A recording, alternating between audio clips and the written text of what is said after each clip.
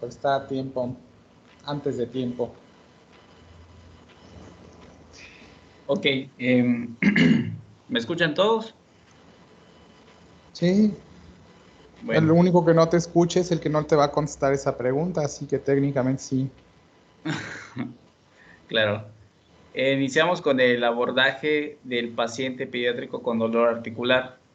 Para ello debemos recordar que la artritis pues, se presenta como una tumefacción de la articulación que puede ser acompañada de dos o más de las siguientes alteraciones, que una de las más principales es la limitación del movimiento. También puede haber dolor y calor, por lo cual es necesario que llevemos a cabo una buena anamnesis. Esta debe ser guiada con el fin de, bueno, preguntarle a la persona que cuida o pasa más tiempo con el paciente si es de edad corta o tratando de averiguar las circunstancias que estuvieron previas a iniciar este padecimiento. Para fines de abordaje lo vamos a dividir en tiempo de evolución si el dolor se ha presentado es menor a 6. No. Estás abordando artritis y la petición fue de abordar dolor articular. El dolor articular en pediatría tiene dos esferas amplias de abordaje dependiendo de la presentación y nunca esperas o no se recomendaría que tú esperes 6 semanas para iniciar el abordaje porque ese periodo de 6 semanas sale de la definición de artritis idiopática versus artritis reactiva. Pero eso es a posteriori, es otra vez el mismo evento de cuando tu paciente tiene diarrea o tiene fiebre. Tú no te vas a esperar 6 semanas a ver qué pasa. Tienes que hacer el abordaje de inmediato. Ok, Entonces, entonces es nada más tiempo de evolución si las 6 semanas. no. El abordaje del paciente. ¿Tienes otra diapositiva o solo tienes esta? Tengo mis diagramas.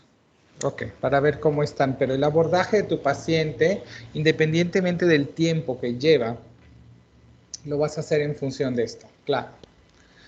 Y ya cuando haces este abordaje, el poliarticular no lo veo.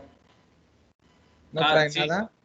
No, sí tiene. Es que me lo mandó en archivo mi compañero, entonces solo lo voy a abrir. Ah, ok. No lo transcribieron. Bueno,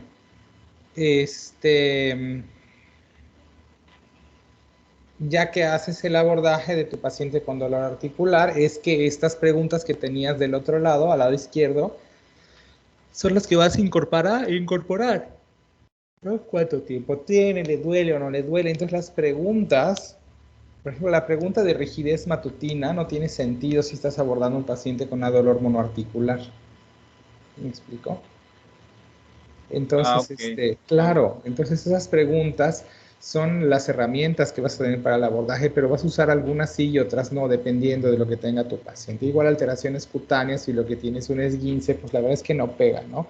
Entonces, bueno, tienes el abordaje del paciente y a grandes rasgos se divide en monoarticular o dos articulaciones relacionadas,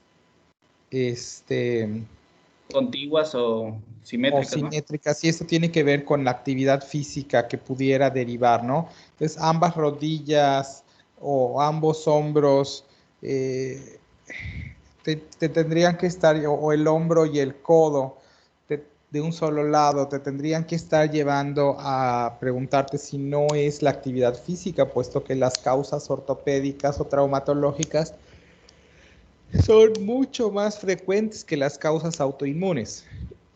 Entonces, pues tú vas a hacer tu abordaje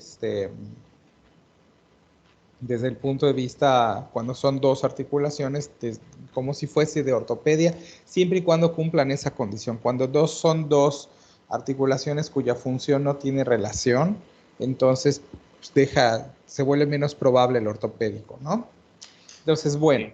tú vas a Sí. hacer primero el abordaje de una articulación o dos articulaciones contiguas o simétricas. Este, Ok. pero no, pensando, pásate al diagrama. pensando en índole ortopédica, pensando en que el problema está más o menos por allá. Y vean cómo no estamos utilizando el término pausia articular, porque para que yo use el término pausia articular necesito que el paciente ya tenga un diagnóstico de artritis idiopática, ¿no? Que todavía no tenemos. Entonces, todos estamos hablando de monoarticular o dos articulaciones contiguas o simétricas en el contexto que ya expliqué. Ok, síguele. Y bien, como estaba comentando, entre los antecedentes puede haber o no traumatismo. Si el Claro. traumatismo es además evidente, pues lo que nos compete es realizar para el abordaje diagnóstico, una radiografía que nos puede dar ya más una perspectiva de si es una fractura, esguince o luxación, que esto, como mencionó el doctor, le compete directamente a referir a ortopedia. Esto, para mencionar en el abordaje, debemos tener en cuenta fracturas que pueden comprometer, bueno, cualquier fractura evidentemente es grave, pero hay algunas que comprometen directamente la parte de crecimiento, como la fractura de botón, donde el mecanismo es poner la mano ante una caída y esta disfunción, puede haber una disfunción entre el hueso esponjoso y el hueso compacto, lo que va a crear, por ejemplo, en esta imagen, una protuberancia, que es prácticamente una fractura incompleta, y lo importante de esto es que también nos va a dar dolor articular. Otra de estas fracturas son las de Saltré-Harris, que son de 5 tipos, pero las más que se pueden afectar son a partir del tipo 3 hasta el 5, porque aquí entonces va a haber directamente una afección sobre la zona de crecimiento que puede traer problemas. Esto solo es para mencionar y continuamos. Entonces, si ya referimos al paciente, hasta este punto, pues ya termina nuestro trabajo. Pero si el paciente no tiene un antecedente evidente de traumatismo o algo en que los padres señalen que no tuvo alguna caída o le pasó algo, tenemos que ir en la búsqueda de datos locales y datos sistémicos, como por ejemplo, el paciente tiene fiebre. Si la respuesta es sí, nosotros debemos Se te está evaluar. cortando. ¿Perdón?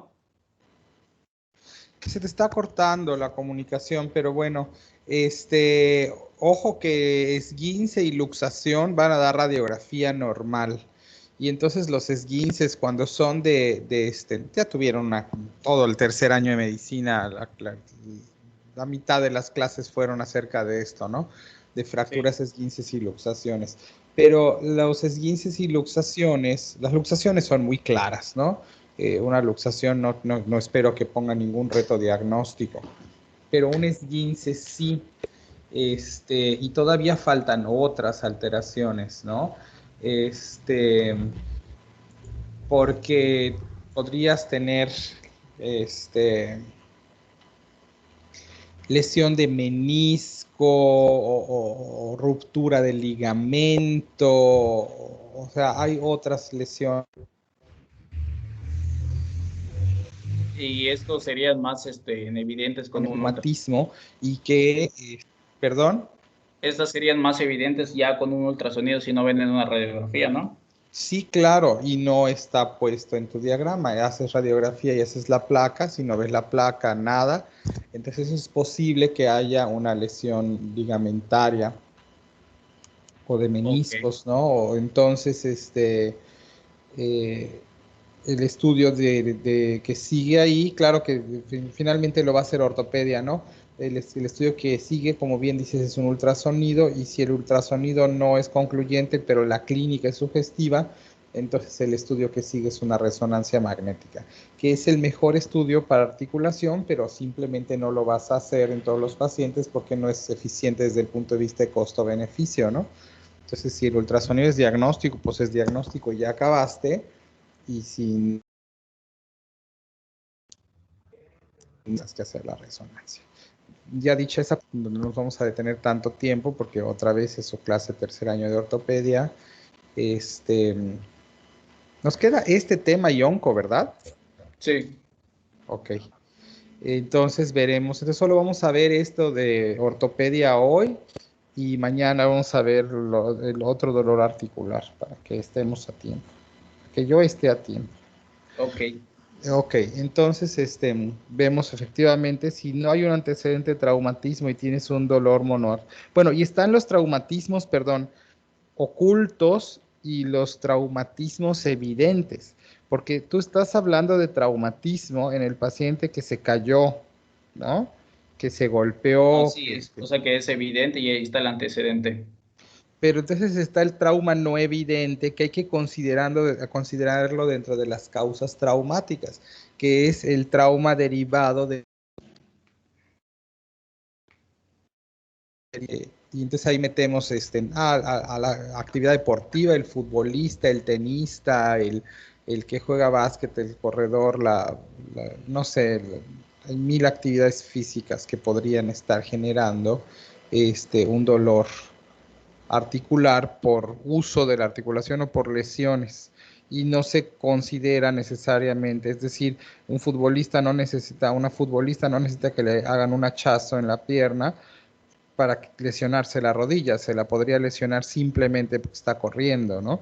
Entonces habría que ver eso como diagnósticos alternativos en el paciente que tiene un dolor articular, otra vez monoarticular o de dos articulaciones que por su función están relacionadas, ¿no?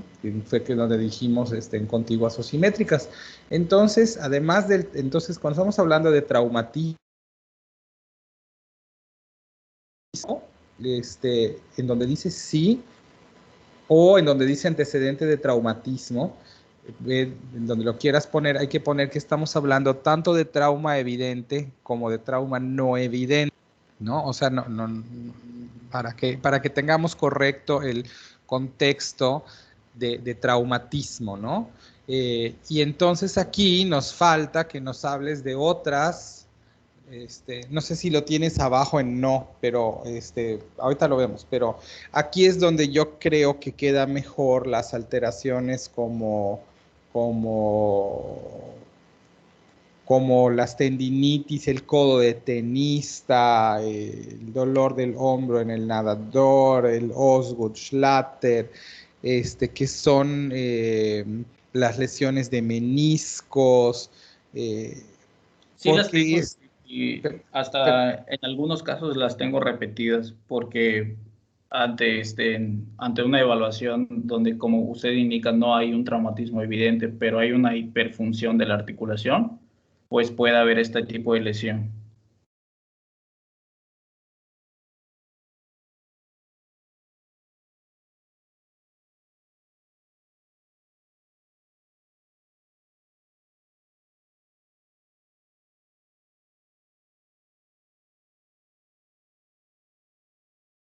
Creo que se salió el doc. Sí, pensé que Como, era. como le estaba fallando su internet, creo. Yo a ti te escucho muy clarito. Y a él se le escucha cortado, ¿verdad? Sí. También yo te escucho bien. De hecho, cuando dijo que no te escuchaba, me quedas con que sí lo escucho bien. Sí, al doctor era el que no escuchaba bien.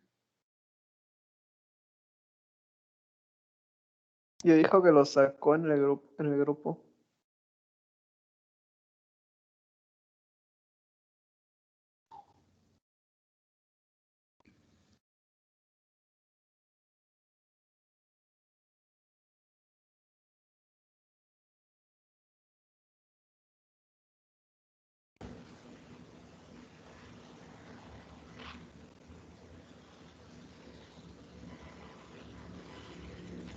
ya volví. ¿Me escuchan? Sí, doc. Sí. Cuando visualizamos al trauma más allá del golpe o del accidente o de la caída, entendemos un poco mejor este asunto qué enfermedades van dónde. Y entonces aquí es donde si a mí me llega un chamaquillo de 14 años con dolor de rodilla, por ejemplo, que juega básquetbol, en vez de preguntar, pero yo no sé que juega básquetbol, llegó un chamaquillo de 14 años con dolor de rodilla, y si yo le pregunto si tuvo algún traumatismo o golpe, voy a obtener cierta información. Y si yo identifico que la actividad física que tenga impacto sobre la rodilla también es un determinante de este tipo de dolor, entonces voy a hacer otro tipo de preguntas que me vayan a llevar a la información que necesito para tomar la decisión, ¿no? Entonces ya no me voy a ir así, es un dolor de rodilla unilateral en un chamaco de 14 años que está jugando básquetbol 3 veces a la semana. Listo, ya no me interesa saber si tiene fiebre o no para descartarle artritis séptica, que es a donde nos llevaba tu otra mitad del diagrama, ¿no? Sí, así es. Yo le voy a preguntar, yo lo que voy a hacer es de entrada le voy a pedir una radiografía porque sé que dada la localización, la edad y el factor de riesgo estamos buscando enfermedad de Osgood, anomalía de Osgood-Schlatter, ¿no? Estoy buscando ahí un desprendimiento de la tuberosidad anterior de la tibia y entonces no solo voy a tomar una radiografía, sino que ya sé que necesito una radiografía lateral de rodilla para encontrar lo que estoy buscando, ¿no? Y si no lo encontrase, es entonces que me voy a ir a buscar otras alternativas, pero que seguramente se van a ir en función del menisco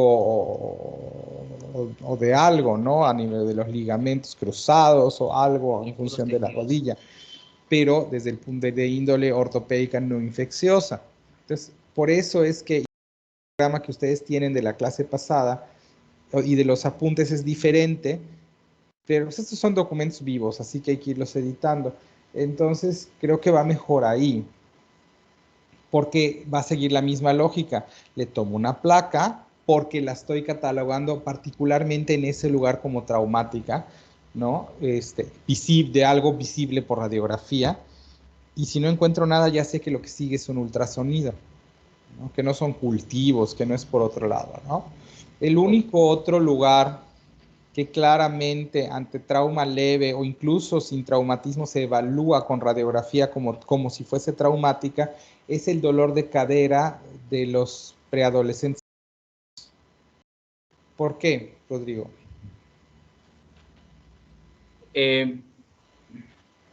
Bueno, porque primero que nada, pertenecen a un grupo de características específicas y es un traumatismo que puede tardar primero en darse, es progresivo, pero debe catalogarse lo más pronto posible porque puede afectar al cartílago de crecimiento.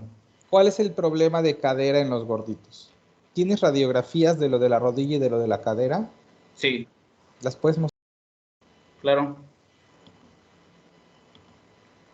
Aquí están. Tengo la de epifisiolistesis, que más que nada es por el mismo peso que se va provocando, y la necrosis avascular. No las Ambos. veo, no las veo. ¿Estás Aquí compartiendo están. pantalla? Sí. ¿Alguien sí las ve? Sí, doctor, Sí, Bueno, Sí, doctor, ok, sí se ven. espero que sea correcto porque yo no las veo. Pero bueno, internet. Vamos a hacer. Ok, sí. Entonces tienes epifisiolistesis. Que alguien le tome foto a su pantalla y para que yo vea lo que están viendo en el chat, por favor.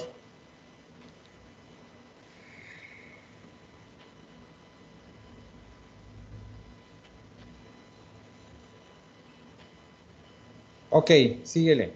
Entonces aquí vemos en la primera radiografía una epifisiolistesis, que lo que pasa es que como por la forma en la que se distribuye el peso, se desliza la cabeza del fémur. Sí, se Se desliza. desliza hacia anterior y sobre la metáfisis prácticamente. Claro, hay una discrepancia, ¿no? Entre la De hecho, metáfisis y la epífisis, o una listesis, y eso es lo que causa el dolor y puede llevar a necrosis avascular y puede llevar incluso a fractura, pues, como si fuese una fractura de tipo 1, ¿no? La foto 2 es una necrosis avascular de la cabeza del fémur, o le calvepertes, relacionada con el uso crónico de esteroides sistémicos, pero que puede ocurrir también a consecuencia de listesis, de infección o incluso en forma espontánea o idiopática. Y la tercera imagen que nos están mostrando, que está a la extrema derecha, nos muestra señalado con una flecha el desprendimiento de la tuberosidad anterior de la tibia, que ocurre porque el sitio de inserción, ese es el sitio de inserción del cuádriceps. Entonces, puede ser simplemente por el desarrollo muscular, sobre todo en varones, pero en mujeres puede aparecer también, o por el uso que se le dé a la extremidad, generar tracción que va generando el desprendimiento y da dolor. Esta es la primera causa de dolor articular de rodilla en el adolescente, es la primera causa de dolor de rodilla, lejos por encima de todas las demás. Y ustedes saben que esto es común porque yo no sé si alguno de ustedes utilizó incluso una banda de Osgood. Las bandas de Osgood son esos como cinturoncitos que se ponen en las rodillas. Unas banditas. ¿Alguien usó de esas? ¿Nadie? ¿Alguien? A ver. ¿Qué cosa, Doc? Rodrigo Emanuel Ojeda, tú usaste una banda de Osgood. Son como unas cintas. ¿No tienes foto de la banda de Osgood o pueden subirla? Pero han ido a, bueno, hace mucho que no van a ningún lado, espero, ¿no? Pero si han visto en una cancha de básquet o de foot a algún chavillo, porque esto es sobre todo de adolescentes, pero manda la foto, no mandes el enlace, Efraín. Ahí está, esas. Alguna bandita como la que está en el chat de aquí del Teams, o incluso unas más delgadas, esas se llaman bandas de Osgood. Y si ven que frecuentemente hay jóvenes que las tienen, que las están usando, la razón es que, pues, que el problema es muy común, ¿sale? De hecho, el problema es muy común, ¿no? Entonces es bien importante que ustedes reconozcan esto porque aunque es poco frecuente, si no se maneja y si no se le da el reposo y si no se utiliza lo que se tiene que hacer, pues se dan las recomendaciones de cuidado a los pacientes, eso puede acabar en avulsión, ¿no? Y bueno, eso sí va a ser un problema mayúsculo, ¿no? Entonces, digo, esa consecuencia última es rara, generalmente lo que le pasa a los pacientes es dolor, pero pues tiene manejo, entonces es bien importante, sobre todo quizás de todo lo que vamos a ver ahora, este es como el elemento más central, porque es lo que más probablemente podrán encontrar en su práctica. Ok, nos regresamos al diagrama que no puedo ver. Ok. Entonces, estamos con un paciente que tiene dolor articular, sin un traumatismo evidente y que tiene fiebre. Entonces, vamos a evaluar la limitación. Recordar que la limitación puede ser de tipo activa y de tipo pasiva. La de tipo activa, pues el paciente no puede llevar a cabo el arco movimiento por su voluntad, pero ante una exploración se puede dar el arco movimiento completo. Y la pasiva, pues hay un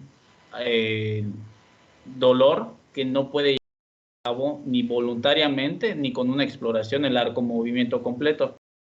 Y esta, tenemos que pensar que la característica puede ser por ocupación de la articulación del líquido, lo que también nos lleva a nuestro abordaje de las pruebas para la confirmación. Entre ellas se realiza el ultrasonido y si tu paciente tiene fiebre, dolor articular monoarticular y limitación funcional, eso tiene bien poquitas alternativas. ¿Cuáles son? Porque digo, si fuese poliarticular puede ser esencialmente cualquier enfermedad por vector y autoinmunes y mil cosas. Pero aquí estamos hablando de monoarticular, ni siquiera dos articulaciones. Aquí ha de ser necesariamente monoarticular. El paciente tiene dolor monoarticular con fiebre y limitación funcional o puede tener una artritis séptica como primera posibilidad, o tiene más lejanamente una artritis reactiva, ¿verdad? Reactiva, así es. Sí, Entonces, bueno, existen las artritis monoarticulares autoinmunes, pero es un diagnóstico al que recurrirías habiendo descartado todo lo anterior, ¿no? Estamos buscando artritis séptica, porque tu paciente tiene fiebre, dolor articular y limitación funcional. Entonces, bajo ese supuesto, lo que tienes que hacer, como dijo Raúl o Rodrigo, ya no sé cómo le tenemos que decir. cualquiera de los dos. Ok, es un ultrasonido. El ultrasonido, ¿qué nos podría decir? ¿O qué nos debe decir? Bueno, debe reportar cómo está el líquido en la articulación. Si este tiene características de tipo purulento Me va a o decir si hay o no hay líquido en la articulación, ¿no? Primero que nada, si el problema es articular realmente o no lo es. Si hay un problema, porque también podría tener bursitis, ¿no? inflamación de la cápsula. Claro, también podrías tener un problema periarticular, pero bueno, entonces me va a decir, pero me urge descartar artritis séptica porque esa da daño de la superficie articular, por eso la urgencia de hacer un ultrasonido. Me va a decir si el problema es articular o no, si hay líquido o no, y entonces ahora sí, en caso de que lo hubiere, me va a decir ¿Qué tipo de líquido? qué tipo de líquido. El ultrasonido me puede decir hasta qué tipo de líquido y me puede distinguir entre líquido sinovial, sangre y pus, ¿no? O material purulento. Si me Así es. dice que el líquido es sangre, la verdad es que yo estaría sorprendido porque eso no tendría que haber causado fiebre, pero tengo que ir a buscar síndromes hemorrágicos, ¿no? Las alteraciones hemorrágicas, que esa clase ya la tuvimos y esencialmente como es una hemartrosis, tendría que dirigirnos hacia el abordaje del paciente a través de los tiempos de coagulación, ¿no? Con todas las diferenciales que ya hemos aclarado. Si su paciente tiene líquido sinovial, entonces, doctor, Pues nosotros nos podemos guiar por una inflamación, como mencionó, una bursitis, una artritis reactiva o una sinovitis. claro. Y Entonces, queda desde el punto de vista de diagnóstico entre esas posibilidades y el tratamiento, pues aquí es sintomático, es más que nada el antiinflamatorio no esteroideos y el reposo. En AINES y el, reposo y tiempo, ¿no? Porque acuérdate que la artritis reactiva deja de llamarse así cuando pasan 6 semanas, porque ese es como el tiempo, de ahí sale las 6 semanas. En un paciente sin más clínica, el diferencial entre artritis idiopática juvenil y artritis reactiva es el tiempo de evolución. No que una artritis reactiva sobrepase las 6 semanas, ¿no? Así es. Entonces, Y si seguimos hablando del paciente con dolor monoarticular que tiene fiebre y nuestro ultrasonido nos da aspecto de tipo purulento, pues podemos hacer el diagnóstico de artritis séptica y ok. catalogar, sea la gravedad, por ejemplo, si es leve, moderada y grave, esto con fines terapéuticos para, bueno, pero de todas maneras, Que son siempre se decisiones inicia. que ustedes no van a tomar de cuál es el tratamiento. Ese paciente en ese momento dejó de ser de ustedes y se vuelve un paciente de ortopedia, ¿no? De ortopedia pediátrica o de pediatría más ortopedia. En cuyo caso, entonces efectivamente hay como tres grupos terapéuticos. El que se maneja, ¿cuáles son tus grupos terapéuticos, Raúl? De antibióticos. No, de pacientes, el que dijiste leve, moderada y Ah, grave. sí, y ¿En grave. función de qué?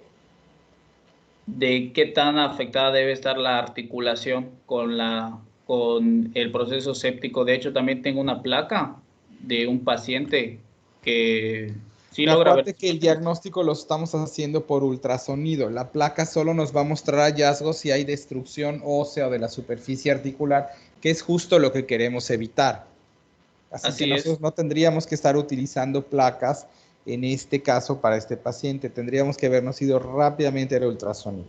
Lo que estoy buscando es,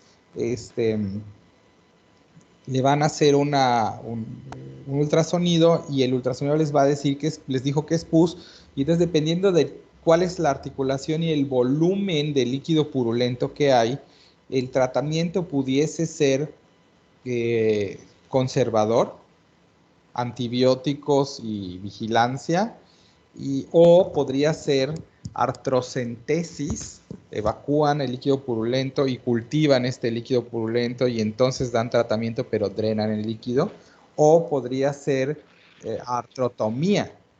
Entonces, la forma en la que van a tratar a este paciente es la que de alguna manera los divide en lo que nosotros estamos llamando leve, moderado y grave, porque para esto les quiero llevar a la reflexión de no todos los pacientes con artritis séptica son sometidos a lavado mecánico, a artrotomía.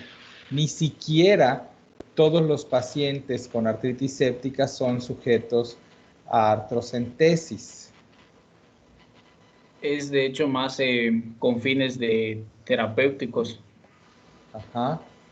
Y bueno, aquí de hecho comenta que en un caso leve, hasta el tratamiento empírico antibiótico empieza a funcionar, porque además si realizamos previamente un estudio de hemocultivo, normalmente las artritis sépticas se pueden dar por diseminación y en el hemocultivo se podría detectar qué es lo que lo está causando y a qué es sensible. Claro, Además, entonces pero acuérdate que eso tarda 72 horas en salir. Entonces, en última instancia, tú lo que estás haciendo es tomar un hemocultivo a fuerzas como única vía de aislamiento en un paciente que tiene,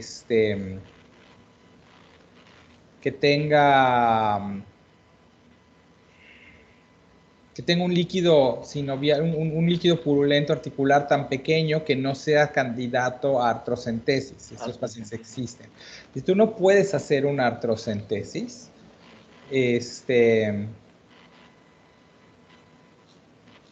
tienes que, ni una artrotomía, evidentemente, ¿no? Entonces tienes que tomar un hemocultivo para que te sirva de referencia para que tú puedas dar el tratamiento dirigido en caso de que obtengas un aislamiento, ¿no? De todas maneras, acuérdense que los cultivos tardan 72 horas en salir, por lo tanto, estamos hablando de tratamientos empíricos las primeras 72 horas, ¿no?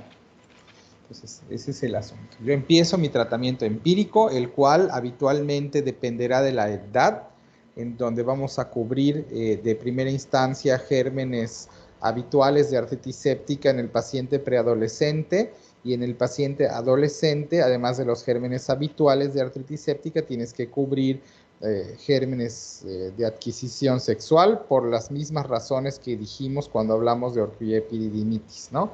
Porque el paciente podría tener gonococo, de hecho, ¿no? Es un causal de artritis.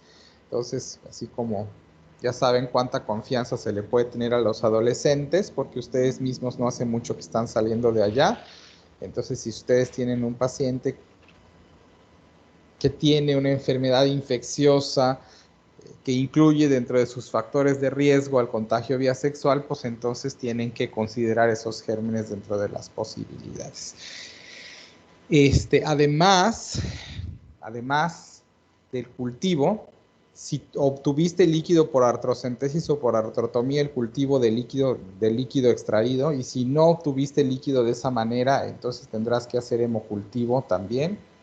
Además, se recomienda el uso de reactantes de fase aguda. Normalmente en clínica utilizamos a la velocidad de sedimentación globular, que es un marcador bien inespecífico, pero resulta útil porque en este caso ya sabemos que el paciente tiene artritis séptica, y lo utilizamos como punto de partida para ver su descenso, porque lo que se espera ante la respuesta terapéutica es un descenso gradual del marcador. Entonces se utiliza como guía para para saber si el si el tratamiento paciente está empírico respondiendo a tratamiento. Exactamente, para saber si tu paciente está respondiendo a tratamiento. ¿Qué esquema antimicrobiano estás proponiendo, Raúl?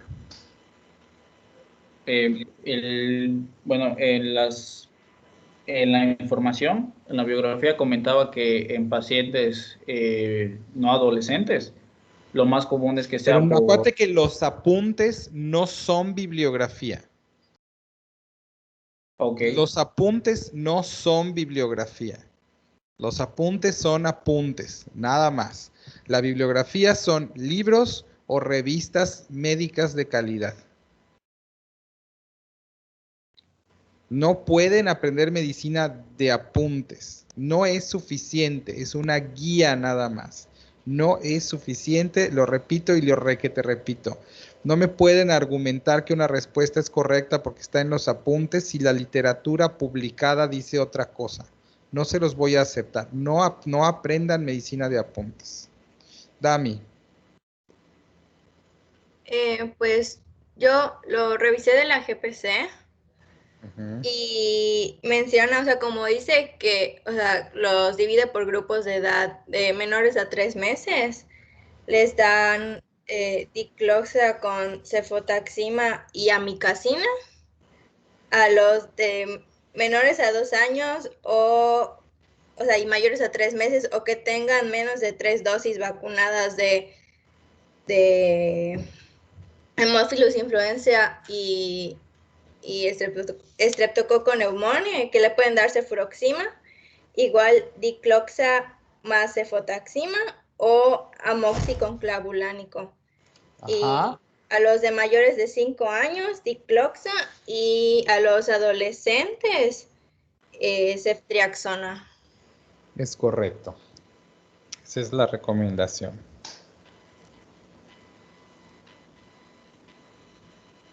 Bueno, síguele. entonces ya una vez catalogado este paciente con si fue artritis séptica o lo que se encontró en el ultrasonido, pues también tenemos al paciente con dolor articular que es febril, pero que no tiene limitaciones en el movimiento. Esta puede ser un indicativo de que el dolor es más de un patrón extraarticular, por lo cual aquí cambiamos el plan de abordaje y desde el estudio de imagen por una radiografía. Exacto. El dolor que el paciente refiere hacia la articulación no necesariamente se origina de la articulación.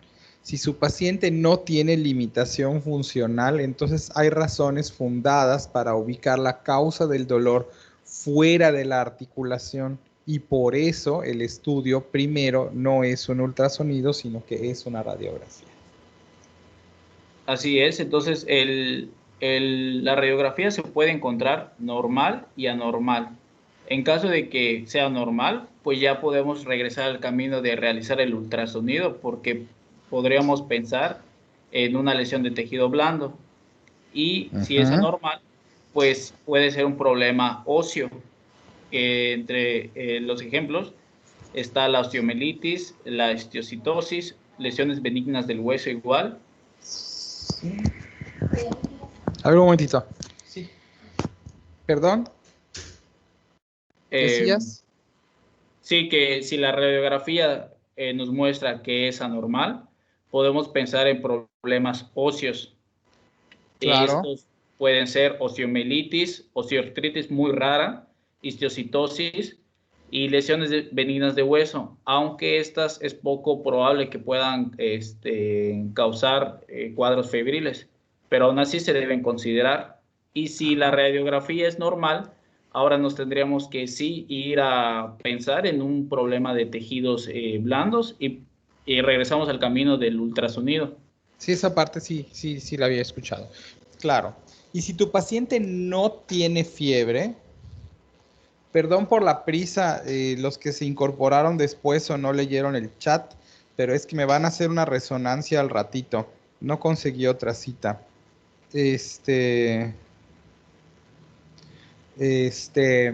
Así que vamos a cortar dentro de un ratitito y vamos a ver el dolor articular de enfermedades potencialmente autoinmunes mañana. De todas maneras nos da tiempo para el examen. Ok, entonces, si el paciente es afebril con dolor articular y ya comentamos los que pertenecen a un grupo epidemiológico específico, pues nos quedan los que no pertenecen al grupo y pueden tener una causa mecánica. Y esto es como usted comentó, puede ser que el paciente practique un deporte que lo lleve a una hiperfunción de las articulaciones. Si estamos pensando en la causa mecánica, entonces lo ideal es que el abordaje sea con una placa, una radiografía, para saber si es diagnóstico, porque puede ser no evidente un trauma para el paciente en el momento, pero puede ser que el trauma sea una fractura, como se mencionó anteriormente, y si no es una fractura, pues ya se puede realizar un ultrasonido para identificar si hay un esguince, una meniscopatía, una Ajá. bursitis, O sea que tendinitis. esencialmente tu abordaje es el mismo, que Exacto. con fiebre. Si hay limitación funcional, te inclinas por el ultrasonido. Si no hay limitación funcional, te inclinas por la radiografía. De lo que tienes en este diagrama que no puedo ver, estoy reconociendo por lo que dices que ahí estamos incluyendo al paciente que tiene uso del que tiene trauma no evidente por uso de la articulación. Estos son los pacientes que tenías que pasar al otro lado del diagrama, ¿no? Ok. Para ir a buscar. Y de todas maneras los dejas acá, porque puede ser que el paciente no reconozca. O sea, también los gorditos sedentarios nos lesionamos los meniscos, ¿verdad?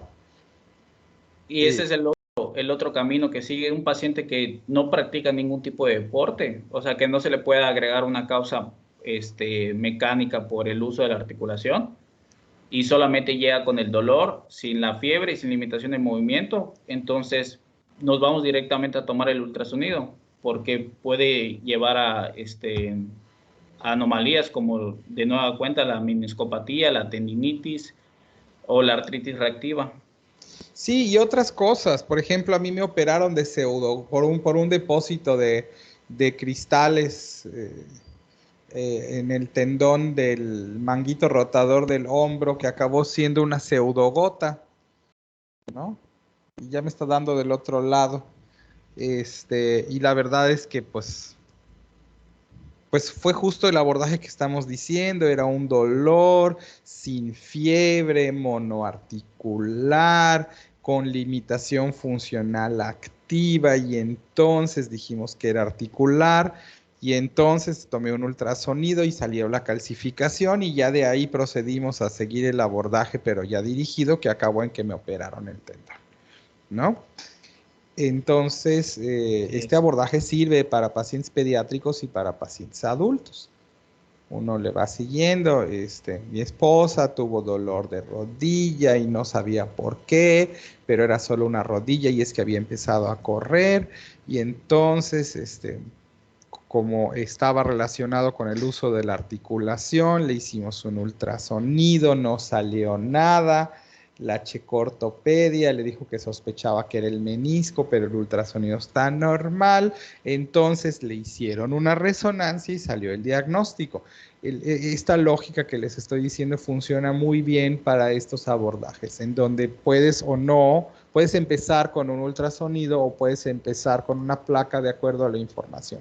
Y esencialmente lo que les estoy diciendo, lo que estamos revisando en esta sesión, es en aquellos dolores articulares de una articulación o dos articulaciones con relación funcional, la decisión de empezar por radiografía o empezar por ultrasonido deriva en primera instancia del antecedente traumático, en segunda instancia de la limitación funcional y en tercera instancia de la existencia o no de fiebre. Y con eso abordamos todos los diagnósticos y detallamos con mayor profundidad la artritis séptica, la epifisiolistesis y el dolor de cadera y el dolor de rodilla del adolescente con el contexto de Osgood, que son las causas atípicas. Todo lo demás que tiene que ver con esguinces, luxaciones, meniscos, ligamentos, bursitis y artritis reactiva, pues seguirán el camino que acabamos de platicar, ¿no? Entonces las únicas dos, para cerrar, las únicas dos localizaciones o grupos especiales son para el dolor articular es la rodilla del adolescente y la cadera del gordito. Hablaste por último cuando hablaste de artritis séptica, para hacer la última corrección o precisión, de que la osteoartritis es rara. Y esto depende de la edad. Generalmente en los pacientes de mayor edad o hay artritis séptica o hay osteomielitis, pero la vasculatura de la articulación y la vasculatura del hueso, de la diáfisis, tienen orígenes diferentes. Por lo tanto, no se espera una extensión por contigüidad de una osteomielitis hacia una artritis o de una artritis hacia una osteomielitis. Sin embargo, en el paciente lactante, esta división es menos categórica y sí coexisten por contigüidad la osteomielitis con la artritis, y por eso en el lactante se llama osteoartritis séptica, porque hay tanto afección articular como afección ósea, más allá de la región articular. ¿Ok? Por eso podrán ver en la literatura este nombre, pero cuando ven ese nombre habitualmente hace referencia a ese grupo de edad en específico. ¿Sale? Sí, de hecho, en el camino del paciente con artritis séptica, sí se comenta que el primer paso a abordaje sea el ultrasonido, pero incluso cuando se realiza la placa, como usted indica, se pueden ver datos de principios de osteomielitis o lesiones osteolíticas. Nunca digas principios de, es como decir principios de neumonía, me va a dar algo. Ok. Datos de osteomielitis. Cambios iniciales, no lo sé, algo. Pero principios de es muy de abuelita.